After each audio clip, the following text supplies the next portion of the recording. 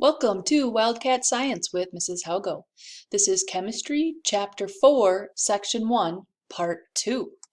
If you remember in Part 1, we read about chemical bonds and that each element has its unique number of electrons and it gives its unique properties and what bonds it can make, and that chemical bonds are electrons being transferred or shared. And then we had a picture of a transferred electron and a shared electron for ionic and covalent bonds. We learned about ions have lost or gained electrons and are negatively or positively charged. Some examples are sodium loses and it becomes positive. Chlorine gains an electron and becomes negative. And we know that electron was lost and gained, it was transferred. And then that is an ionic bond between that positive and negative ion. And they form these crystals. And it's always between a metal and a nonmetal, and they're considered salts. And we looked at how this positive sodium is attracted to the negative chlorine, or we can even pick out that one right there in the middle. It's attracted to the chlorine there, and below it. So it makes a crystal and not just like a single molecule. And that's an ionic bond between them, between the positive and the negative charges, because an electron was lost from here and gained over there. All right, so it's not just a one-to-one. You could have magnesium, which is losing one electron to a chlorine and another electron to a chlorine. So you would have magnesium chloride is MgCl2 because it makes an ionic bond with two chlorines. Okay, so what happens if they share their electrons? Let's talk about covalent bonds. It is a chemical bond when two atoms are shared between two electrons. And this is stronger, and it's going to be a bond between a nonmetal and a nonmetal.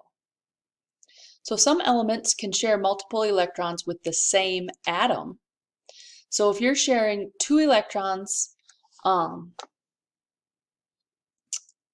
each with two atoms, so that's 4 electrons total, that is a double bond. So looking here, we have 2 oxygen atoms. So this oxygen atom is sharing 2 electrons, and the other one is sharing 2 electrons. So you have 1, 2, 3, 4 are being shared between each of these oxygen atoms, and that's a double bond. And a triple bond is where you have 2 atoms sharing 6 electrons. So it would be 1, 2, 3, 4, 5, 6, and nitrogen forms triple bonds where there are 6 electrons being shared just between those 2 nitrogens. So you want to make those, they're called Lewis structures.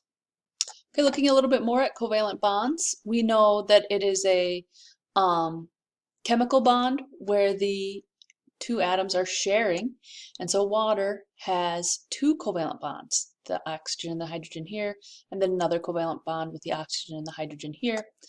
And please write this down. A molecule is a neutral group of atoms bonded together by covalent bonds. And we know, and this says multiple bonds, a single bond is when 2 atoms are sharing 2 electrons. A double bond is when 2 atoms are sharing 4 electrons. And a triple bond is when 2 atoms are sharing 6 electrons. And it depends on the atom. Some atoms can only form single bonds like hydrogen. Some are really good at making double bonds like oxygen or hydrogen. And some can do, very few make triple bonds. Carbon can make a triple bond, nitrogen can make a triple bond. Okay, energy is a big deal in chemical bonds. So chemical bonds and energy, let's talk about that. A chemical bond will form when 2 bonded atoms have less energy than 2 free atoms. Otherwise, it is, you won't be a spontaneous reaction, it won't be favored. So, for example, when hydrogen and oxygen atoms combine to make 1 mole of water, 285,000 joules of energy are released because water molecules have a lower energy than free hydrogen and oxygen. Okay, so this is enthalpy of formation, not to be confused with the heat of fusion. So delta HF, which is in kilojoules per mole, it's the change in energy when 1 mole of a compound is made from its elements. So a compound should have less energy than its elements. Let's take a look at this graph. I would like you to write down lower energy equals more stable. That's just basically not a law, but like a rule of the universe, not a scientific law. And like we talked about, chemical bonds form because there's an advantage in energy. And I would like you to make a simplified view of this map, of this graph. So energy here, and this is times going by. So we have our separate atoms here, and then it's going to go up a little bit, and then it comes down to a lower energy, the energy of the molecules. And then you'll want to label that energy released. So then you'll also want to tell us that that is the enthalpy of formation, delta HF in kilojoules per mole, if you're making 1 mole of molecules. So enthalpy of formation, please write that down. All right, so I'd also like you to write this down, maybe below your graph. All chemical reactions involve 3 key components. One are the reactants, the things that go into the reaction.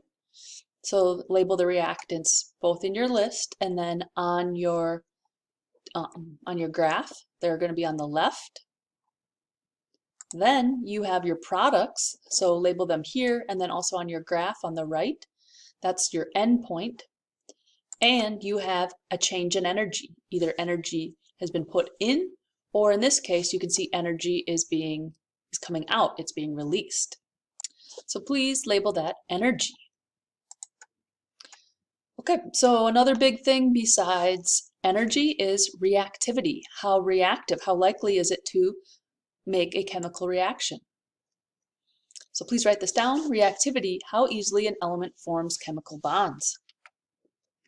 So some elements are very, very reactive. Like you cannot have them out. You can't find them in elemental form because they'll just react with the air, or they will react with the water vapor in the air. So elements on the far left and on the right side of the periodic table.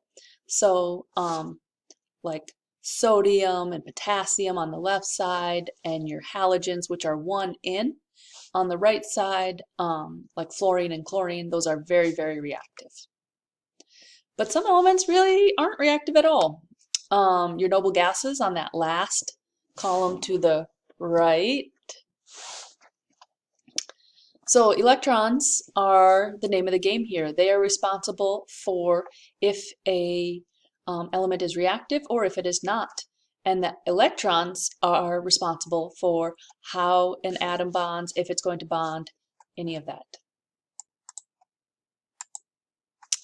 Okay, so let's look at some examples. Electrons are responsible for bonding among atoms, and some elements are never found in pure form. We talked about lithium and sodium being very, very reactive. So you'll find it in compounds, but you never find just like a chunk of sodium on the ground because it will have already reacted. Again, lithium in this mineral petalite, it's in this compound right here, but you wouldn't find just like a chunk of lithium on the ground. So some elements are always found in pure form and they don't really react. So you can just have a helium balloon and it's not going to react with anything. It's just going to hang out there up high in the, maybe float up into the ceiling. So we know that some elements are more likely to react. And kind of jumping back as a little bit of a review, can we predict if a compound is going to be ionic and transfer its electrons or covalent and share its electrons? So the answer is yes, we can predict if a compound will be ionic or covalent. If it's ionic, it will be a nonmetal bonded with a metal, and if it is covalent, it'll be a nonmetal bonded with a nonmetal. So we can use this periodic table, this wonderful tool, to determine if a compound is ionic or covalent. Over here, these are bluish. These are the metals. And over here, these are pink. These are your nonmetals. So is the compound carbon tetrafluoride ionic or molecular? It is covalent or molecular because it is two nonmetals, carbon and fluorine, two nonmetals, and they make a covalent bond. Right, in our next video, we are going to jump into Chapter 4, Section 2. I will see you then.